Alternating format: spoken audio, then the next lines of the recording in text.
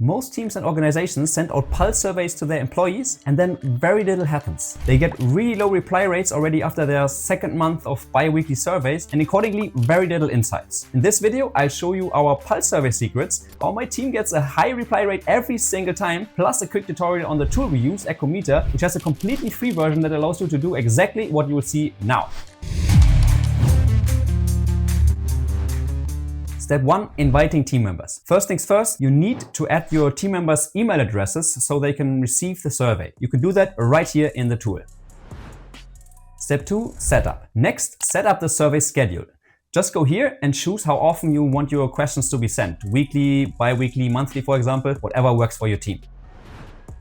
And we are already at step 3. Quite simple so far. Choosing your questions. By clicking on this button that you see next, you add the items you want to ask. You could simply click here and write your own pulse survey question and assign it into a category, for example, like employee role satisfaction. Or you use the library of suggestions you can see here. For example, in my team, we regularly ask how much team members agree to this statement here. I'm super satisfied with our delivery in the last weeks. Another obvious one would be, looking at the last weeks, I'm satisfied with my job. By clicking on the plus on the right, you can add them to your pulse survey. After you have activated the survey, that's it. The pulse survey tool Echometer will now regularly send the survey starting on the day that you can see right here.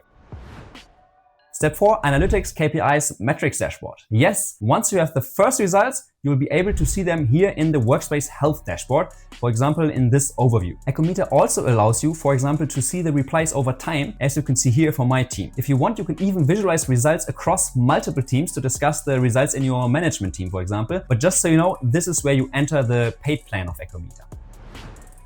Step 5. Taking action and high reply rates. Now I'm finally at the step that explains why some teams continuously have high reply rates in pulse engagement surveys and others have not. It's all A, about the frequency you discuss the results with your team, and B, about how good you are at following through with improvements. And this is exactly the biggest power of the Echometer Pulse Engagement Survey tool that no other pulse survey tool offers, not Leapsome, not Lattice, not HiBob, and all the other players out there. It has an integrated team retrospective workshop tool. Specifically, this means it allows you to conduct a workshop on the results of your survey, which looks like this, so you can reflect based on the anonymous replies, how could they be explained, what does your team say about this? And then the bottom-up improvement process really begins. Your team or organization will use anonymous voting to decide which survey areas need improvement most. After you've done that, you can even save the action items in the tool. It is recommended doing these kinds of reflection workshops every 2 to 6 weeks, although some teams only do it every quarter, which is clearly better than not doing them at all. And that's it. Now you know the secret to high reply rates in engagement pulse surveys. Have fun trying out Echometer. See you in the next video.